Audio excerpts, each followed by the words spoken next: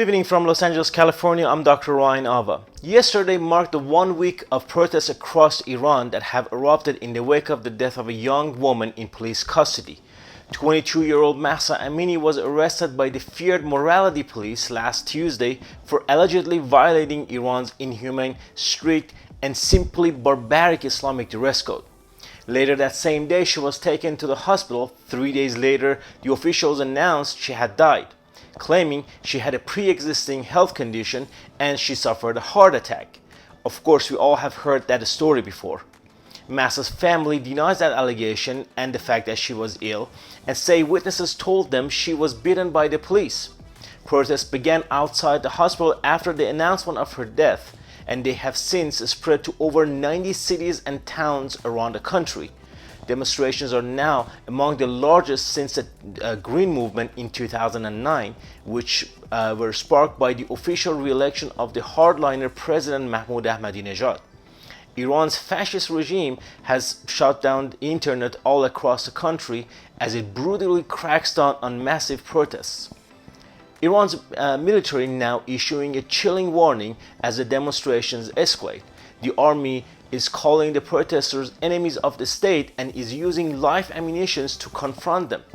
The Biden administration now set adjusting sanctions against Iran to give the Iranian people access to internet services and tools that will help them to get around government surveillances and censorships.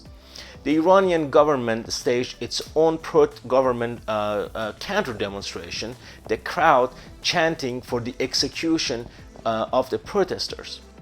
The scope and the scale of these protests, which do seem to be touching lots of different parts of the country in places large and small, are characterized as one of the largest protests in the history of the Islamic regime.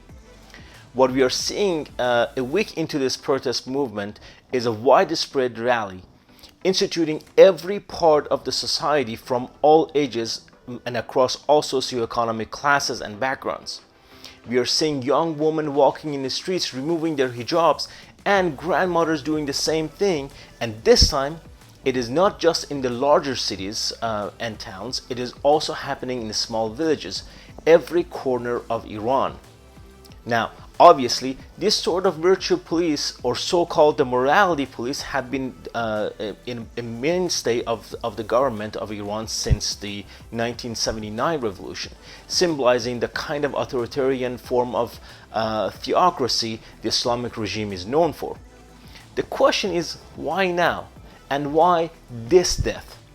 One of the many possible answers to this question is that why this protest is unique and is, and in a way, a very powerful force energizing the Iranian men and women on the streets. This protest is part of years and years of movements in Iran, a movement that has been growing over the years and touching all parts of the country. This protest is the ripe fruit of years of social and political movements in Iran.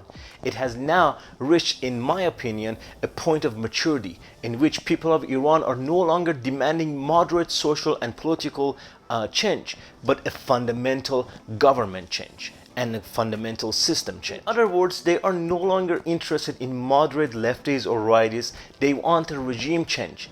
It is time for the leaders of the free world to call out the Islamic government and the kind of and be the kind of support the people of Iran need right now.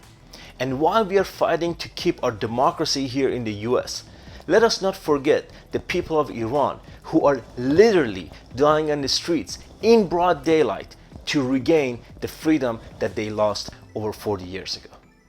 To support my work, please click the subscribe, the like button, and the notification bell so you wouldn't miss any of my new videos.